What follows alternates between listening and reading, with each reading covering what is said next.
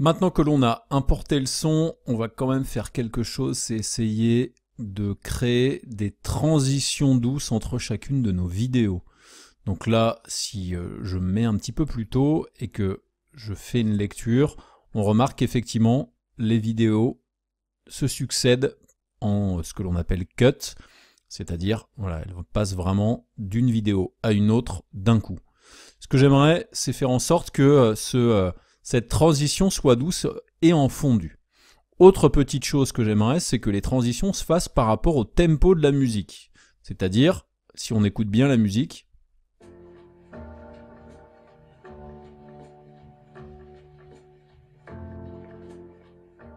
voilà, plutôt qu'il y ait une transition qui se fasse toutes les 5 secondes comme je l'ai fait jusqu'à maintenant, j'aimerais que ces transitions se fassent au tempo, c'est-à-dire au moment où il y a le ping, bing, bing, top, top, top. Et donc là, ce qui peut être pas mal pour synchroniser tout ça, c'est de regarder ce que l'on appelle le signal de votre son.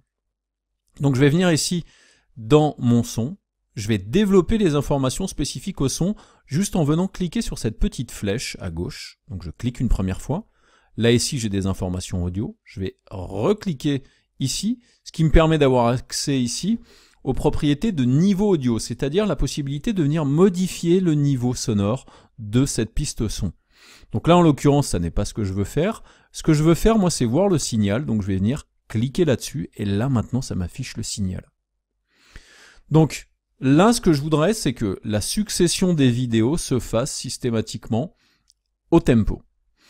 Je voudrais aussi avoir quelque chose de visible avant qu'il y ait justement l'apparition de la guitare, c'est d'avoir d'abord un fond noir avec peut-être un texte qui va dire, je sais pas, Mermé Guitare par exemple, présente, et ensuite que l'on ait un fondu sur la dernière partie de la vidéo. Donc pour ça, je vais créer un élément supplémentaire. Je vais venir dans Calque, Créer, et je vais venir ici créer ce que l'on appelle un calque solide. C'est tout simplement un élément qui va être de forme rectangulaire ou carrée, sur lequel vous allez pouvoir donner des informations de dimension et des informations de couleur. Donc c'est l'équivalent, par exemple, d'un calque que vous allez coloriser dans Photoshop, par exemple. Donc je sélectionne solide. J'ai cette petite fenêtre qui ressemble un petit peu à la fenêtre de composition, qui arrive. Je vais l'appeler fond noir. Je vais ici lui laisser les dimensions qui sont les dimensions de ma composition. Si vous ne vous souvenez plus des dimensions, vous avez ici une petite option où il y a marqué « Créer à la taille de la composition ». Pourquoi ? Tout simplement parce que j'ai envie que ce fond noir fasse vraiment toute la composition. Mais on peut très bien mettre des informations sur ce calque solide qui vont être plus grands ou plus petits que la dimension de notre composition. Ça dépendra des cas. Et là, je vais venir ensuite sur la couleur et je vais lui mettre une couleur noire et je fais OK. En faisant comme ça, regardez, le fond noir est présent ici et comme j'étais sur le son, After Effects est venu le placer juste après le son. Donc c'est parfait, c'est ce que je voulais faire. Je vais venir maintenant sélectionner tous ces éléments-là et ce que je voudrais, c'est justement laisser ces 5 secondes d'écart. Donc je me mets avec ma tête de lecture à 5 secondes, je prends tous ces éléments-là et je les décale. Et là maintenant, regardez, tout s'est décalé vers là-bas. Par contre, ce qui me manque, c'est peut-être des secondes supplémentaires parce que ce que j'aimerais, c'est laisser 5 secondes de noir à la fin. Donc en fait, je vais venir rajouter de la durée à ma composition. Pour faire ça, il me suffit de venir dans Composition et je vais choisir ici Paramètres de la composition qui me permet tout simplement de réouvrir la fenêtre de composition que j'avais créée au départ. Et ce que je vais faire, c'est que je vais venir lui mettre 45 secondes.